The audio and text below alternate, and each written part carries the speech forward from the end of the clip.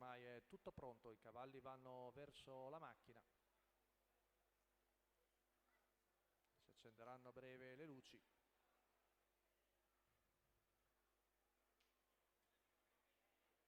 Vediamo il primo a portarsi a Sherwood B, il Sauro di Antonino Pecoraro, oggi interpretato da Edoardo Baldi. E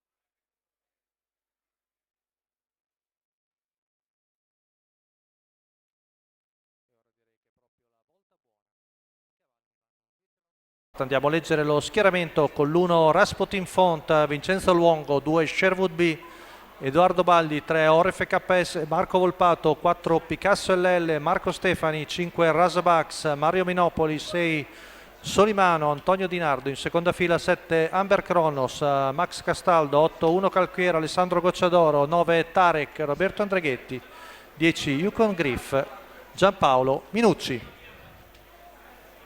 Parte un po' lanciato Rasputin Font, che arriva ora a rete.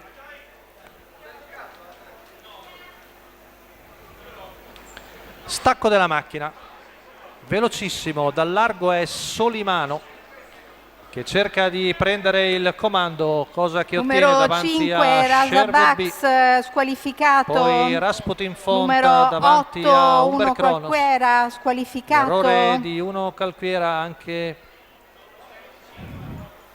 Abbiamo un altro cavallo di galoppo, intanto Solimano è in vantaggio, 14,4 i primi 200 metri, Sherwood B in seconda posizione a precedere Rasputin Font e Amber Kronos, mentre avanza al largo il numero 9 di Tarek con Roberto Andreghetti che scavalca l'avversario e si pone ai fianchi di Rasputin Font che è in terza posizione. Solimano come sempre molto ardente, nelle mani di Antonio Di Nardo, 15,6 la seconda frazione, 45,1 un po' i parziali dell'altra volta. Solimano in vantaggio davanti a Sherwood B, poi Rasputin Font, Amber Kronos, all'esterno Tarek, poi prova l'avanzata anche Yukon Griff, il giro viene fuori in 59,9, 14,8 la frazione qui davanti alle tribune, sempre in vantaggio il figlio di Zizan Brook Tour, seguito da Sherwood B in seconda posizione alla corda, poi il numero 1 di Rasputin Font, rompe Yukon Griff, il chilometro va via 1,15,3, ora Amber Kronos lascia la corda e va direttamente in schiena a Tarek. Solimano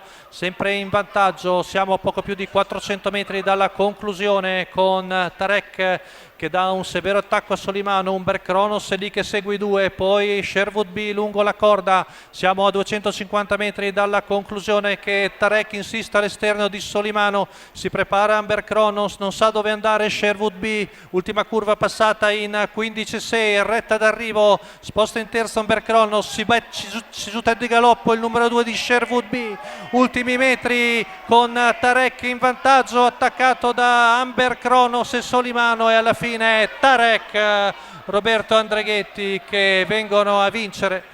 Lotta per il secondo tra Amber Kronos e Solimano, 1,15,4 la media al chilometro con la vittoria di Tarek, il figlio di Lester, per la signora Anna Fiorina Fiorentino, Roberto Andreghetti alla guida, Giuseppe Citarella al training. Rivediamo la retta d'arrivo con Sherwood B che getta via un sicuro piazzamento, probabilmente anche la probabile vittoria, con Tarek molto coraggioso che alla fine ha debellato Solimano, mentre Amber Kronos vediamo se è riuscito a battere l'allievo di Nicola Salacone.